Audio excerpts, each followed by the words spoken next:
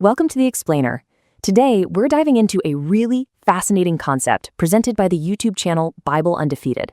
And honestly, their core premise is pretty mind-bending. They're asking, what if there's an angel in your house right now and you've just been completely ignoring the signs? Not because you don't believe, but simply because you've been looking for all the wrong things. It's a highly provocative thought, and we're going to unpack exactly what the channel suggests we should be keeping an eye out for in our everyday lives. Think about it. When most of us picture an angel's arrival, we assume it's going to be this massive, dramatic Hollywood-style event. Blinding lights, giant wings, maybe some thunder in the background for good measure. But the source points out that the biblical reality is strikingly different. In the text, angels usually show up in incredibly ordinary places. We're talking a regular kitchen, a dusty road, or just a typical tent. The contrast between that big Hollywood myth and the actual biblical reality is, well, it's vast. Okay.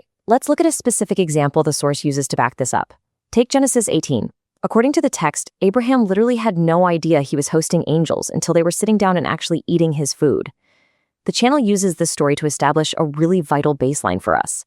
Spiritual encounters often look exactly like everyday life. The argument here is simple but powerful. If angels appeared in such totally mundane settings back then, there's absolutely no reason to assume your modern home is any different today. So let's jump right into the very first category of these signs, internal disruptions, or what they call the quiet wake-up call. Here is sign number 1, and this deals with what we feel completely internally. We've all been there, right? You go to bed, you're perfectly fine, you have absolutely no alarm set, but suddenly, bam, it's 3 a.m. and your eyes just snap wide open.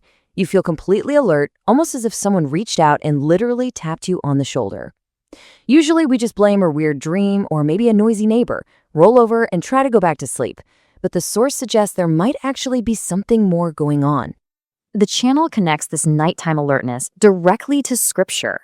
They point straight to 1 Kings 19:5, which details the account of the prophet Elijah. While he was sleeping, an angel didn't just visit him in some hazy vision. It was a literal touch. An angel woke him up and said, "Arise and eat." So the source suggests that when the divine wants to get someone's attention, a quiet nighttime wake-up call is actually a pretty standard method.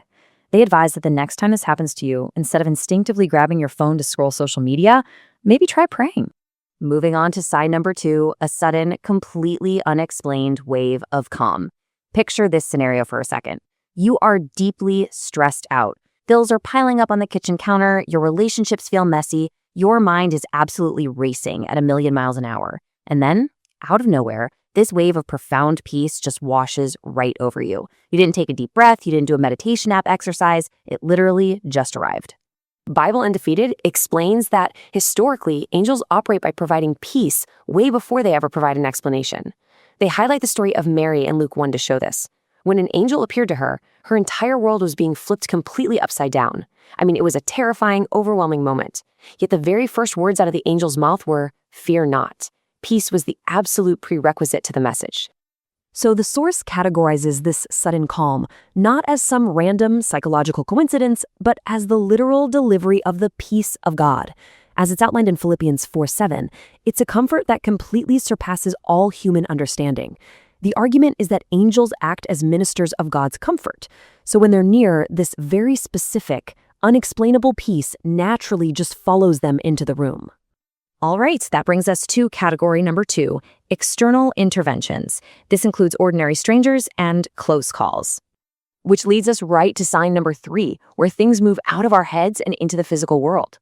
This is about escaping something you logically really shouldn't have. It's that visceral, heart-stopping experience of a near-miss car accident where you somehow walk away completely unharmed. Or maybe you had this really strange gut feeling that told you, hey, don't take that usual route tonight. And you find out later there was a massive hazard there. You can't explain exactly why you listened to that feeling, but you did, and you're safe. And this brilliantly illustrates the source's next point. They insist that we need to stop calling these near misses luck. Instead, they point straight to Psalm 91, verses 11 and 12, which states that angels are given charge over you, bearing you up in their hands so you don't even dash your foot against a stone.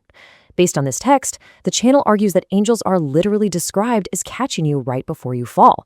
So they strongly challenge viewers to call these moments what the text actually says they are, protection. Now, sign number 4 takes us into unexpected social interactions.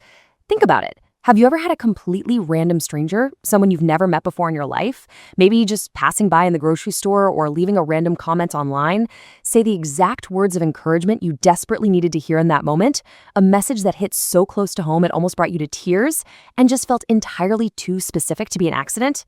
The channel anchors this exact phenomenon in Hebrews 13:2, which advises us not to forget to entertain strangers. Why? Because in doing so, some people have entertained angels without even realizing it.